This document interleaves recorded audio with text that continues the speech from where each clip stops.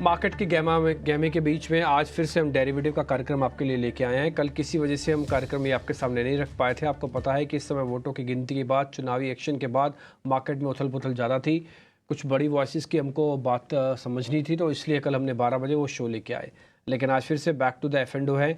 और अगर आप एफ&ओ के अंदर ट्रेड कर रहे हैं, यानी कि अगर आपके पास कोई भी ट्रेड है, लेना चाहते हैं, ले रखा है, शॉर्ट कर रखा है, ऑप्शन ट्रेड समझना चाहते हैं, तो ये जो शो है पूरा, वो बिल्कुल हमने आपके लिए वैसे ही सेट करके डिज़ाइन करके रखा है।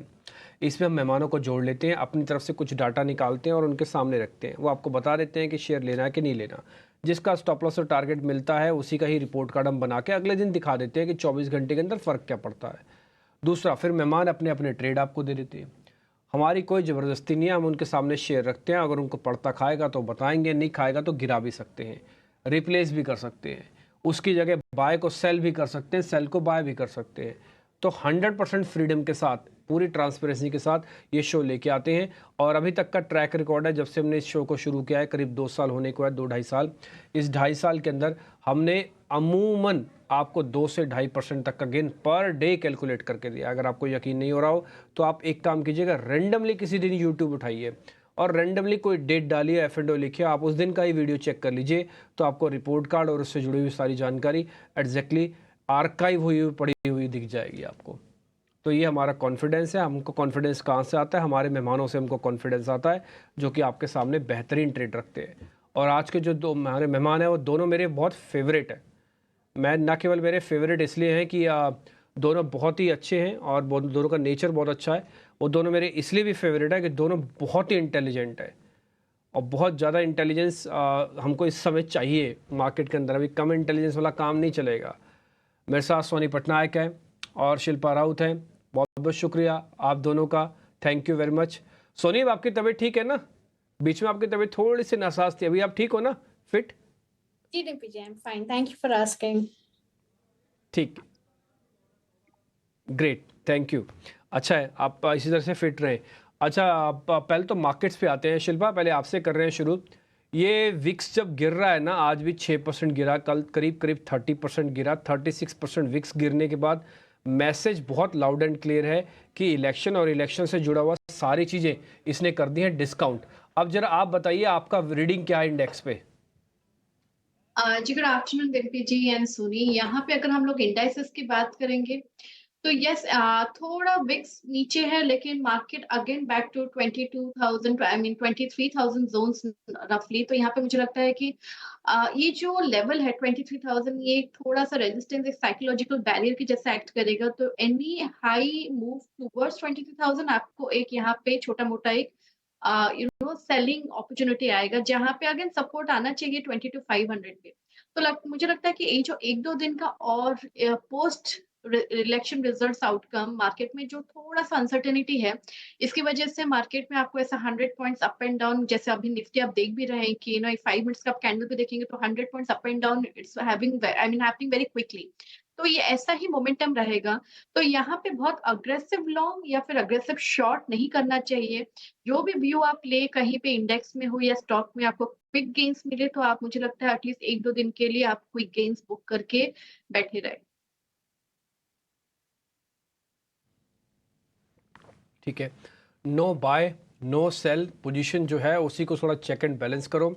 शिल्पा, एग्जैक्टली यही व्यू आज हमने सुबह भी अपने ओपनिंग नोट में ये बात रखी थी, सारे डाटा को स्टडी करने के बाद, कि देखिए धीरे धीरे करके विक्स गिर रहा है, सारी चीज़ों को ख़त्म कर रहा है।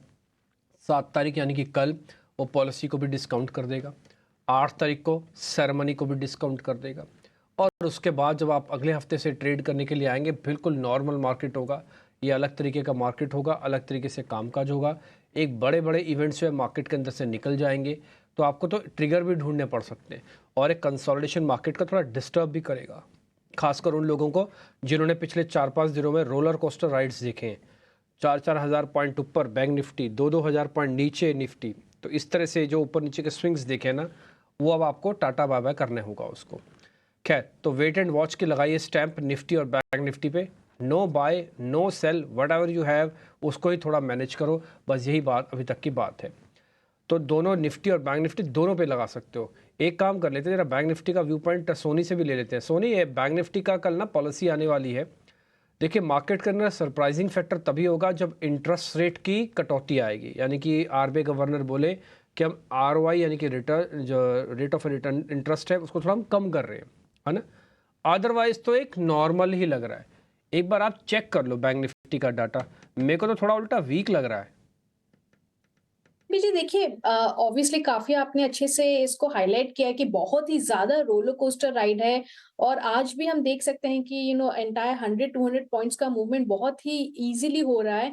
सो बैंक निफ्टी में मेरे ख्याल से एक जो अभी का ट्रेडिंग रेंज नजर आ रहा है 49,700, हायर साइड में रेजिस्टेंस नजर आ रहा है और डाउन साइड में 49,000 सपोर्ट है इंट्राडे के लिए। अभी अगर ब्रेक करता है सपोर्ट तो आपको और हल्की सी थोड़ी सी टुवर्ड्स 48,500 48,600 तक गिरावट नजर आ सकती है। बहुत ज्यादा मूवमेंट आज बैंक निफ्टी में मुझे लग नहीं रहा है, इसको भी अवॉइड करना चाहिए एटलीस्ट कल तक, जब तक पॉलिसी ओवर नहीं हो जाता है। हालांकि काफी एक्सटेंड तक डिस्काउंटेड है कि कोई चेंजेस नहीं आएंगे, रेट कट या कोई भी ऐसे एक्सपेक्टेड चेंजेस नहीं लग रहा है। But in that case also मुझे बहुत ज्यादा यहाँ पे अभी मूवमेंट न लग नहीं रहा है।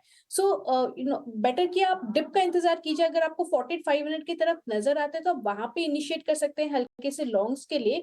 बट करंट लेवल पे थोड़ा अनकंफर्टेबल है लॉन्ग करने के लिए, सो इसको अवॉइड कीजिए अभी के लिए एंड स्टॉक स्पेसिफिक एक्शन यहाँ पे बेटर रहेगा।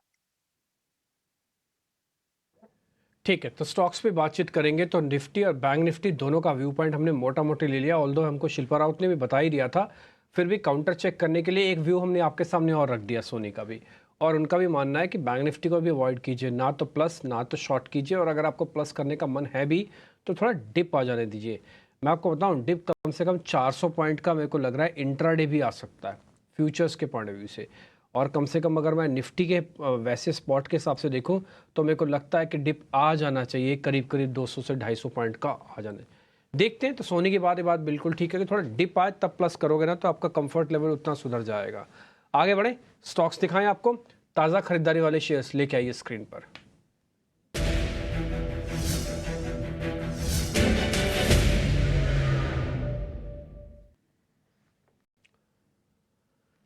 तो जो ताज़ा खरीदारी वाले शेयर्स हैं उसमें गोदरेज प्रॉपर्टीज़ हैं। कल बढ़िया इसके अंदर पोजीशनिंग हो गई थी, आज अच्छा रिवॉर्ड दे रहा है, 3-3.5% ऊपर 100 रुपये चल चुका है। 5% आज आईआरसीटीसी यानी कि रेलवे वाला काउंटर चला। एक बार रिकमेंडेशन चाहिए शिल्पा आपकी गोदरेज प्रॉपर्टीज़ पे और आईआरसीटीसी पे। ध्यान रखिएगा आईआरसीटीसी अभी 1000 पार नहीं हुआ है। जी बिल्कुल डिम्पी जी, आईआरसीटीसी मेरे लिए no, I mean avoid zone में रहेगा, बिकॉज यहाँ पे अगर आप ऑप्शन चेन देखेंगे तो 900 पे पुट राइटर्स एक्टिव है और 1000 पे कॉल राइटर्स। तो यहाँ पे जो रेंज है इतना बड़ा है और डाउनसाइड में रिस्क ज्यादा है, अपसाइड में पोटेंशियल कम है। तो आईआरसीटीसी विल अवॉइड, आइदर ये 1000 के पार जाए तो आप एक फ्रेश व्यू ले सकते हैं, या फिर जैसे अभी हम लोग डिस्कस कर रहे हैं कि अगर निफ्टी में 200 पॉइंट का एक फॉल आता है तो आपको ये थोड़े और 930 940 तक के लेवल्स में गिरते हुए दिखेगा, तो आप वहां पे बाय कर सकते हैं। जो भी आपका सपोर्ट 900 पे है तो वो आपका स्टॉप लॉस होना चाहिए, अभी के लिए अवॉइड। दूसरा, अगर गोदरेज प्रॉपर्टीज की बात करेंगे तो कंप्लीट रियलिटी सेक्टर मुझे अच्छा लग रहा है, एक अच्छे मोमेंटम में है, चाहे वो ओबरा रियलिटी हो, गोदरेज प्रॉपर्टीज हो।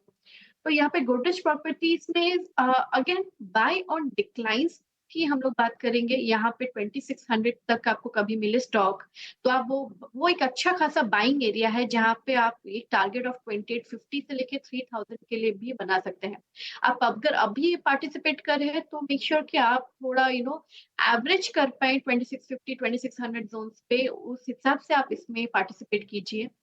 हो सकता है यू नीड टू एवरेज 1 और 2 लॉट्स मोर देयर वहां पे, तो लेकिन पोजिशनली स्टॉक एकदम बहुत स्ट्रॉन्ग है फॉर टारगेट्स ऑफ 3000। ठीक है, एक बार स्टॉप लॉस आप बता दोगे वापस से शिल्पा, इसका स्टॉप लॉस क्या रखें? यहाँ पे आप स्टॉप लॉस 2600 का रखिए। ठीक है, 2600 का स्टॉप लॉस लगाइए एक बार। गोदरेज प्रॉपर्टीज़ का आज का रिएक्शन काफ़ी स्ट्रॉन्ग है। देखिए सेक्टोरियल चर्निंग ना अभी 2-4 दिन और भी होगी, जब तक ये पोर्टफोलियोज नहीं बटेंगे। ऐसा नहीं है कि ये सेक्टोरियल चर्निंग थेमेटिक चर्निंग होगी, ये पोर्टफोलियो बटने के बाद होंगे। अब जैसे कोई एनडी का जो अलायंस है वो कोई कहता है मेरे को एग्रीकल्चर दे दो, कोई कहता है मेरे को आईटी दे दो, कोई कहता है कि मेरे को फाइनेंस चाहिए, तो उसका भी इम्पैक्ट मार्केट के अंदर आएगा धीरे धीरे, और वो थीम का भी इम्पैक्ट आएगा। Right person, right theme, right valuation अगर हो गया तो ये पूरे साल का पैसा बना के देगा। Right sector, wrong person and wrong valuation अगर आ गई तो पूरा साल आपका पैसा जा भी सकता है। तो थोड़ा थेमेटिक जो लोग काम कर रहे हैं ना, उनके लिए ये अगले 5-7 दिन बड़े इंपॉर्टेंट है। खासकर जो फंड्स, थेमेटिक फंड्स चुन के बैठे ना, वो भी ध्यान दें यहाँ पे। तो ये थोड़ा चीज़ें ध्यान देने वाली है। रियल एस्टेट के अंदर गोदरेज प्रॉपर्टीज ऑलरेडी काफ़ी बढ़िया शेयर है, और शिल्पा राउत ने आपको बता भी दिया। स्टॉप लॉस टारगेट आपकी स्क्रीन पे वापस आ जाएंगे। एक छोटी सी कंडीशन डली हुई है, कंडीशन हमने ऊपर लिख दी है, आप चाहे तो उस कंडीशन का फॉलो करके ही ट्रेड लीजिएगा। IRCTC कर दिया ड्रॉप, अवॉइड हो गया। अब आते हैं शॉर्ट कवरिंग पे। शॉर्ट कवरिंग के 2 शेयर हैं। एक तो कमिंस इंडिया, आज सुबह ही मेरे को ठीक लग रहा था, मैंने अपनी शीट में लिखा भी हुआ था। दूसरा था भारत फोर्ज। ये दोनों शेयर्स आज बढ़िया चल रहे हैं। कमिंस इंडिया, भारत फोर्ज, एक बार चेक करेंगे आप सोनी?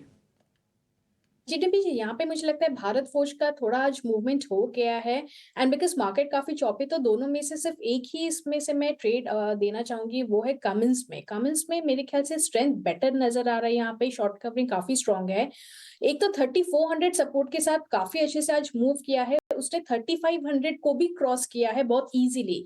सो यहाँ पे कमिंस में एक कंटिन्यूड मूव टुवर्ड्स 3620 लेवल्स आपको नजर आएंगे। सो यहाँ पे आप 3500 सपोर्ट जो है वहां पे स्टॉप लॉस मेंटेन कीजिए, और 3620 टारगेट के लिए आप इसको होल्ड कर सकते हैं। सो आई थिंक दोनों में से अभी मोमेंटम बाकी है, तो वो कमिंस में है। सो ट्रेड यहाँ पे कमिंस पे बेटर है। ठीक है, तो कमिंस बेटर है। टारगेट स्टॉप लॉस आपकी स्क्रीन पर आ गए हैं। 2 शेयर अब तक आए हैं, 4 शेयर हमने पूछे थे, उसमें भारत फोर्ज को हम कर रहे हैं ड्रॉप, कमिंस को चुन रहे हैं। कमिंस आपकी स्क्रीन पे 3620 का टारगेट। IRCTC गोदरेज भी पूछा हमने शिल्पा राउत से, उन्होंने कहा IRCTC गिरा दो, गोदरेज प्रॉपर्टीज चुन लो, बट एक कंडीशन के साथ। कंडीशन छपी हुई स्क्रीन पर आ जाएगी आपके। टारगेट स्टॉप लॉस भी अच्छे से नोट कर लीजिएगा। ये कंडीशन लिखी हुई है कि 2650 और 2700 की रेंज में मिले तो 70 पे नीचे मिलेगा तो प्लस करना, नहीं तो छोड़ देना उसके अंदर, नहीं तो आपका रिस्क रॉड ठीक नहीं बैठेगा। अब आप बोलोगे सर 2850 का टारगेट है, तो आएंगे 70 रुपये और जाएंगे 170 रुपये, ऐसे मत करना। चलो डिप आए तो ही रखना, नहीं तो फिर छोड़ना भी। ठीक है, IRCTC ड्रॉप हुआ है, तो गोदरेज प्रॉपर्टीज़ और कमिंस इंडिया तेज़ी वाले शेयरों में से ये निकल के आया। निफ्टी पे और बैंक निफ्टी पे या तो वेट एंड वॉच की स्टैंप लगाओ या तो अवॉइड की स्टैंप लगाओ। अभी तो करना ही नहीं है कुछ भी, और वेट एंड वॉच इसलिए कर रहे हैं कि थोड़ा नीचे आ जाएगा तो फिर आप देखना वापस से प्लस करने का मौका मिलता है।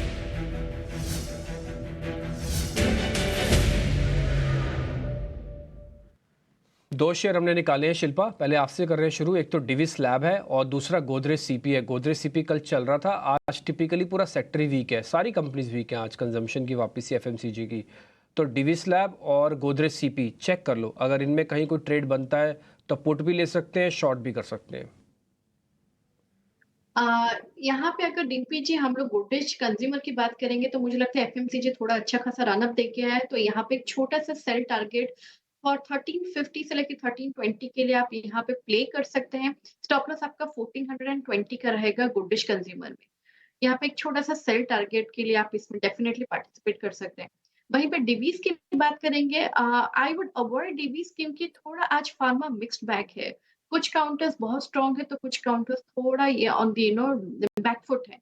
तो यहाँ पे डीवीज में हम लोग एक्सपेक्ट करेंगे, हो सकता है कि एक टर्न अराउंड आ जाए, because pharma as a sector ऐसा मूव करता है जहाँ पे एक साथ सारे स्टॉक्स एक ही डायरेक्शन में जाते हैं। तो अगर यहाँ पे थोड़ा सा ये डाइवर्जेंस है तो बेटर कि आप अवॉइड करें rather than falling into the trap. ठीक है, डन। तो डिविस को तो हम छोड़ देते हैं, डिविस पे लगा दीजिए अवॉइड का ठप्पा। और दूसरा, आपने जो गोदरेज सीपी लिया उसमें एक छोटा सा स्टॉप लॉस और टारगेट है, आप नोटिस कर लीजिएगा 1320 तक आ सकता है, 1420 का एक स्टॉप लॉस आपको लगाना होगा। तो 100 रुपये की टोटल मूवमेंट है। इस 100 रुपये में से अगर आपको लग रहा है कि आप ट्रेड लेना सकते हैं, आपको ठीक लगता है तो आप ले भी सकते हो। अच्छा, एक और चीज़, जिसके ना फ्यूचर्स सामने दिए गए हैं, जिसके शॉर्टिंग ऐसे करने के लिए दिए गए ना, उसमें ऑप्शन मत करना। ऑप्शन स्पेसिफिकली जब गेस्ट बताएंगे ना तभी करना, नहीं तो क्या होगा, मान लो इसको 3 दिन लग गए ना 13-20 आने में, तो आपकी ऑप्शन उतनी स्पीड से गलेगी नहीं, मतलब उतना पैसा आपका बनेगा नहीं। तो थोड़ा सा ध्यान रखिएगा। और खासकर राइटिंग वाइटिंग कर रहे हैं तो आपके मार्जिन्स बहुत लगते हैं, तो आप उसको चेक करके करना। तो ट्रेड जानना अलग बात है, ट्रेड करना अलग बात है, तो सब चीज़ों का पता होना चाहिए, पूरी जानकारी। अनवाइंडिंग के 2 शेयर्स लेके आते हैं। इलेक्शन की प्रोसेस के दौरान सन टीवी खूब भागा, सदर्न इंडिया की कंपनी है, एक पॉलिटिकल पार्टी से इन्फ्लुएंस्ड है, आपको मालूम है। सन टीवी आज हुई है प्रॉफिट बुकिंग इसमें 3.5%। और दूसरा शेयर है बीकेटी बालकृष्ण इंडस्ट्रीज। सोनी जरा चेक कर लो, एक तो बीकेटी बालकृष्ण इंडस्ट्रीज और दूसरा सन टीवी। डिम्पी जी, यहाँ पे सन टीवी पे अगर प्रॉफिट बुकिंग आज है बट 700 का सपोर्ट काफी स्ट्रॉन्ग है। सो यहाँ पे मेरे ख्याल से थोड़ा सा अगर आपको डिप नजर आता है 715 के अराउंड या 710, वो रेंज में आप कॉन्ट्रा प्ले कीजिए और बाई कीजिए। वहां पे 690 स्टॉप लॉस मेंटेन कीजिए। टारगेट आपका 740 745 बनेगा। सो आई थिंक ये बाय ऑन डिप्स कैंडिडेट लग रहा है और काफी स्ट्रॉन्ग सपोर्ट के साथ इसको होल्ड भी कर सकता है। सो आई थिंक कॉन्ट्रा प्ले कर सकते हैं यहाँ पे। रही बात बालकृष्ण इंडस्ट्रीज की, यहाँ पे मैं वेट एंड वॉच की सलाह देना चाहूंगी। बाय रहेगा बालकृष्ण में अगर 3150 रेजिस्टेंस को ब्रेक कर पाता है, तो वो रेजिस्टेंस के ऊपर बालकृष्ण बाय दोबारा बनेगा टुवर्ड्स 3200 3250 के रेंज में। सो वेट कीजिए इसको। 3150 रेजिस्टेंस अगर ब्रेक होता है उसके ऊपर आप बाय कीजिए। 3120 स्टॉप लॉस तभी आपको लगाना है और टारगेट आपका बनेगा 3200 3250। ठीक है, बड़ी हैरानी की बात है कि हमने दोनों अनवाइंडिंग के शेयर्स पता किए, इसमें कोई दो राय नहीं कि दोनों ट्रेंडिंग स्टॉक्स हैं। लेकिन सोनी ने अपनी इंटेलिजेंस के बेसिस पर यह कहा कि आप अनवाइंडिंग के चक्कर में मत रहो। भले ही डाटा अनवाइंडिंग का बन रहा है लेकिन ये तो बॉटम पे खड़े हैं और हो सकता है 5-10 रुपये नीचे जाके चल भी जाए। जैसे आप बीकेटी में देखो तो 3150 के बाद चलेगा, ये लेवल्स के ब्रेकआउट करने की वेट कर रहा है। आप सन टीवी को देखोगे तो जस्ट रिवर्स है, उसको ऊपर जाके लेवल ब्रेक नहीं करने, उसको नीचे जाके सपोर्ट लेना 10 रुपये का। तो दोनों के अंदर काम अलग अलग है। और हमने पूछे अनवाइंडिंग के शेयर्स थे, एथिकली तो नेगेटिव आनी चाहिए थी कॉल, लेकिन दोनों का सपोर्ट एरिया है और दोनों यहाँ से पुल बैक अच्छा दे सकते हैं। एक को ब्रेकआउट की वेट करनी है, एक को सपोर्ट टेस्ट करने की वेट करनी है। 710 पे पकड़ोगे, 690 का लगाना स्टॉप लॉस, रिस्क रिवॉर्ड बढ़िया हो जाएगा। 740 आपका टारगेट बनेगा। और दूसरा बालकृष्ण इंडस्ट्रीज को एक बार 3150 पार कर जाने दो। तो ये हमने जो निकाले शेयर्स थे उसमें से पता कर लिया। अब जरा मेहमानों के आज के ट्रेड उनसे पता करते हैं। शिल्पा, पहले आपके पास आ रहा हूँ, कोई भी ट्रेड आपका है तो जरा बताइए। ऑप्शंस का तो पहले वो बताइएगा। जी डिम्पी जी, ये जो 2 ट्रेड मैं अभी बताऊंगी इसको हमने प्रभुदास लीलाधर में ऑलमोस्ट इसी लेवल्स पे ही रेकमेंड किया है। मेरा पहला ट्रेड रहेगा एबीएफआरएल में। एबीएफआरएल काफी अग्रेसिव लॉन्ग बिल्डअप दिखा रहा है। यहाँ पे मुझे लगता है कि सपोर्ट 300 पे बहुत स्ट्रांग है और यहाँ पे अपसाइड 345 से 350 के लिए आप बिल्कुल तैयार है। तो यहाँ पे आप ऑप्शंस के थ्रू भी ट्रेड कर सकते हैं। आप 340 का कॉल ऑप्शन जो 5.5 रुपए में ट्रेड कर रहा है, आप इसको एक हीरो जीरो के हिसाब से ले सकते हैं। किसी को फ्यूचर्स में करना है तो विद स्टॉप लॉस ऑफ 300, अभी स्टॉक चल रहा है 316 पे, आप यहाँ पे 345 से 350 के टारगेट्स के लिए डेफिनेटली इसमें एक एम ले सकते हैं। मेरा दूसरा रहेगा बाय बाटा इंडिया में। बाटा इंडिया फ्यूचर्स अराउंड 1458 1460 पे है। इसको प्रभुदास लीलाधर में आज मैंने इसको प्रपोजिशनली एक ट्रेड के लिए इसको रेकमेंड किया है। स्टॉप लॉस थोड़ा स्टीप है यहाँ पे 1390 का, लेकिन मुझे लगता है एबीएफआरएल यहाँ से 1630 तक के लेवल्स के लिए एक बार आपको अटेम्प्ट लेते हुए दिखेगा। किसी को अगर इसको थोड़ा ओवर द टाइम पोजिशनली भी कैरी करना है तो यहाँ पे जो अपसाइड टारगेट्स अबव 1700 के भी आते हैं। एक बार ये 1600 के ऊपर सस्टेन करता है तो आपको 1730 1750 के भी टारगेट आएंगे, जो इसका प्रीवियस हाई था दिसंबर में 20 दिसंबर 2023 का। तो एक अपसाइड पोटेंशियल बहुत ज्यादा है और डाउनसाइड रिस्क अभी यहाँ पे कम है। तो स्टॉक में एक पोजिशनल ट्रेड भी बहुत अच्छा है और यहाँ पे लगता है मुझे मोमेंटम अभी एक पकड़ेगा यहाँ। ठीक है, एक मोमेंटम पकड़ेगा 1390। आज शिल्पा आप बिलीव मानेंगे, आज सुबह हमने भी इसी शेयर को नोटिस करवाया और बाकायदा चार्ट भी दिखाए इसके कि देखिए बाटा इंडिया का बेस बिल्कुल तैयार हो गया, अभी चलने के लिए तैयार है और कोई बड़ी बात नहीं है कि बढ़िया मूवमेंट आपको दे सकता है। और आज सुबह जब ये लाल निशान में था ना, कोइंसिडेंटली तभी हमने इसको नोटिस भी करवाया था अपने दर्शकों के लिए और तभी से ही हम भी इस पर काफ़ी बुलिश है। और आज आपने बोल दिया तो हमारा कॉन्फिडेंस का लेवल और भी हाई हो गया। एक बार अगर आप मेरी स्क्रीन दिखा सकते हैं तो एक बार ज़रा दिखाइएगा हमने किस चीज़ पे नोटिस करा था। फिर बाटा इंडिया के बाद फिर हम जरा सोनी से भी ट्रेड लेंगे। अगर आप देखेंगे ना मेरी स्क्रीन तो हमने इसमें एक बेस बनाया हुआ है। ये बेस ना मार्च 2023 मार्च 2024 का सेम लेवल पे बना। उसके बाद शेयर टूटा, लेकिन टूटने के बाद फॉलोअप सेलिंग नहीं आई, बल्कि वहाँ से एक राउंडिंग बेस बना। अभी आपके स्क्रीन पर आ जाएंगे वो चार्ट। तो राउंडिंग बेस बनने के बाद से उसने एक मोमेंटम दिखाना शुरू किया और आज 50 दिन पार किया, अभी 200 दिन की तरफ आ रहा है। ये देखिए मैं आपको दिखाता हूँ, ये मार्च 2023 है, ये मार्च 2024 है, ये पूरा फॉल, हल्का सा राइज, देन वहीं पे फॉल, यानी कि आप इस बेस को पकड़ लीजिए। उसके बाद इसको हम फॉल अप सेलिंग कहते हैं, जो नहीं आ रही और मल्टीपल वॉल्यूम चेंज भी हो रहा है यहाँ से। पहले 50 दिन पार हुआ, फिर 200 दिन पार हुआ। इसको अगर आप वीकली कर देंगे ना तो ये अभी और बढ़िया हो जाएगा, आपको और साफ साफ तस्वीर दिखाएगा और बेहतर तरीके से चलने के लिए तैयार हो जाएगा। तो बाटा इंडिया आज हमने सुबह सुबह नोटिस कराया है, ये आप देखेंगे ये कम से कम यहाँ तक भी जा सकता है, पहले 1550 तक। इसलिए आपको जो टारगेट दिया है सोनी जी शिल्पा का, वो बहुत इंपॉर्टेंट है, ध्यान रखिएगा। आगे बढ़े सोनी, आपके ट्रेड। दिव्य जी, मेरा पहला ऑप्शंस में ट्रेड है मेट्रोपोलिस 2100 कॉल ऑप्शन बाय करना है, बट बाय करने का रेंज यहाँ पे आपको 70 से 72 के बीच में बाय करना है।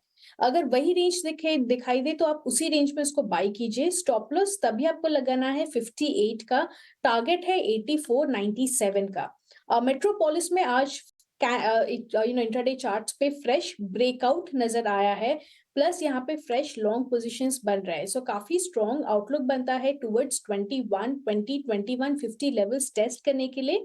नेक्स्ट 2 to 3 डेज के अंदर ये लेवल्स टेस्ट हो सकते हैं। प्लस 2000 का बहुत ही स्ट्रॉन्ग सपोर्ट आज बना हुआ है फ्रेश ब्रेकआउट के बाद। सो आई थिंक काफी अच्छा रिस्क रिवॉर्ड रेशियो है, बट थोड़ा सा यहाँ पे फेवरेबल रहेगा अगर आप ऑप्शन में ही ट्रेड कीजिए। रिस्क रिवॉर्ड रेशियो बेटर रहेगा, मार्केट्स भी काफी चॉपी है, इसलिए मैनेज करने के लिए आप 2100 कॉल ऑप्शन में कर सकते हैं। दूसरा कॉल रहेगा मेरा ABFRL में, बट यहाँ पे स्ट्रैटेजी है। स्ट्रैटेजी का नाम है प्रोटेक्टिव पुट स्ट्रैटेजी। यहाँ पे आपको करना है फ्यूचर्स बाय आपको करना है जून सीरीज की 316 पे बाय करना है, और सामने हेज करने के लिए आपको 310 पुट ऑप्शन बाय करना है 9 रुपए 50 पैसे में। सो आपका ब्रेक इवन जो फ्यूचर्स में बनेगा वो 326 रुपीज पे बनेगा। उसके ऊपर जब फ्यूचर्स क्रॉस करेगा आपका स्ट्रैटेजी प्रॉफिटेबल रहेगा। सो आपको वहां पे 330, 340, 350 के लेवल्स पे अगर टेस्ट करता है ABFRL तो आपके प्रॉफिट्स अनलिमिटेड बढ़ते जाएंगे। बट यहाँ पे हमने टारगेट जो रखा है स्ट्रैटेजी का 80,000 रुपीज स्ट्रैटेजी में प्रॉफिट रखा है, और स्टॉप लॉस आपको लगाना है 310 में। अगर 300 का लेवल अगर ब्रेक होता है फ्यूचर्स में तो आपको यहाँ पे एग्जिट करना है। स्ट्रैटेजी हेज्ड है बिकॉज आप सामने 310 पुट ऑप्शन भी बाय कर रहे हैं। सो आई थिंक काफी अच्छा रिस्क रिवॉर्ड रेशियो है। ABFRL में भी आज सिमिलर पैटर्न का फ्रेश ब्रेकआउट आया है इंट्राडे चार्ट्स पे, प्लस 11% फ्रेश लॉन्ग पोजीशंस आज ऐड हो रहे हैं। सो काफी स्ट्रॉन्ग लग रहा है यहाँ पे अपसाइड के। ठीक है, डन। ABFRL दोनों मेहमानों ने अपना दिया है और दोनों ने अलग अलग तरीके से दिया है। ये फ्यूचर्स को कवर करने के साथ है, फ्यूचर भी खरीदो साथ में पुट भी खरीदो तो कवर लग जाएगा आपके पास और आप इसमें आराम से ट्रेड कर पाएंगे। तो शिल्पा ने भी आपको दे दिया ABFRL, सोनी ने भी दिया आपको। मेट्रोपोलिस का एक ट्रेड है, ऑप्शंस का ट्रेड, ये भी आप इसका फ़ायदा भी उठा सकते हैं। दोनों मेहमानों का बहुत बहुत शुक्रिया, थैंक यू वेरी मच। आप दोनों ने समय निकाला हमारे लिए और आपका रिपोर्ट कार्ड दोनों का हम कल दिखाएंगे। बहुत बहुत शुक्रिया शिल्पा और बहुत शुक्रिया सोनी, आपका ध्यान रखिएगा अपनी सेहत का, बहुत शुक्रिया, थैंक यू वेरी मच। आगे बढ़े, नई सरकार का किन सेक्टर पर फोकस रहेगा? दिग्गज निवेशक मधु केला से इस पर ET Now स्वदेश से खास बातचीत हुई। उन्होंने और किन सेक्टर में निवेश की सलाह दी है, ये बता रही है हमारी सहयोगी आशीषा। आशीषा बताएं क्या बातचीत की समरी थी, सार क्या था? बिल्कुल, सबसे पहले उनका मानना है कि जो पॉलिटिक्स में चेंजेस हुए हैं पिछले कुछ दिनों में, उसका इम्पैक्ट भारतीय बाज़ारों पर इम्पैक्ट कम रहेगा। पिछले कुछ दिनों में वॉलेटिलिटी दिखी है, लेकिन उसके बावजूद अब आगे चलते हुए बाज़ार फिर फंडामेंटल्स और वैल्यूएशंस पर फोकस करेंगे। इसके अलावा रिफॉर्म्स की बात करें तो याद रखें पिछले कुछ सालों में रिफॉर्म्स पर अच्छा खासा फोकस रहा है और उनका मानना है कि भले ही NDA को मेजॉरिटी नहीं मिली है, लेकिन उसके बावजूद रिफॉर्म्स पर फोकस अलायंस के साथ भी अच्छा खासा रहेगा। तो कोई मेजर इम्पैक्ट कैपेक्स प्लान्स या इंडिया रिफॉर्म्स पर कोई मेजर इम्पैक्ट नहीं दिखेगा। स्टॉक और सेक्टर स्पेसिफिक व्यूज़ की बात करते हैं। सबसे पहले उनका मानना है कि मैन्युफैक्चरिंग और डिफेंस सेक्टर में वैल्यूएशंस काफ़ी एक्सपेंसिव हो गए हैं, तो शायद डी रेटिंग इन दोनों ही सेक्टर्स में दिख सकता है, मैन्युफैक्चरिंग और डिफेंस सेक्टर में। इसके अलावा पावर थीम जो पिछले कुछ सालों से चल रही है वो इंटैक्ट रह सकती है, पावर डिमांड अभी भी बढ़ सकती है और स्ट्रक्चरल थीम जो पावर की है वो अभी भी इंटैक्ट है।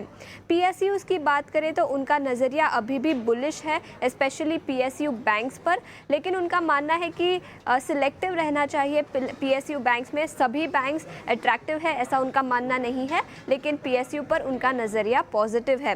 कंज्यूमर स्टॉक्स की बात करें तो उन्होंने लिकर स्टॉक्स की बात कही है और उनका नज़रिया काफ़ी पॉजिटिव है। ग्लोबल एवरेजेस से कंपेयर करें तो लिकर स्टॉक्स, भारतीय बाज़ारों में जो लिकर स्टॉक्स है उनके वैल्यूएशन सस्ते हैं, प्रॉफिटेबिलिटी अगले कुछ सालों में काफ़ी अच्छी हो सकती है। तो all in all liquor stocks पर उनका नज़रिया काफ़ी पॉजिटिव है।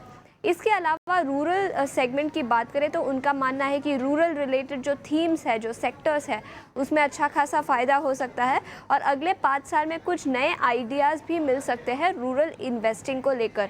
तो ऑल इन ऑल उनका नज़रिया काफ़ी पॉजिटिव है रूरल रिलेटेड थीम्स को लेकर, कैपेक्स थीम को लेकर और लिकर स्टॉक्स को लेकर, और उनका मानना है कि जो रिफॉर्म्स पिछले 5-10 सालों में हुए हैं वो अभी भी कंटिन्यू हो सकते हैं।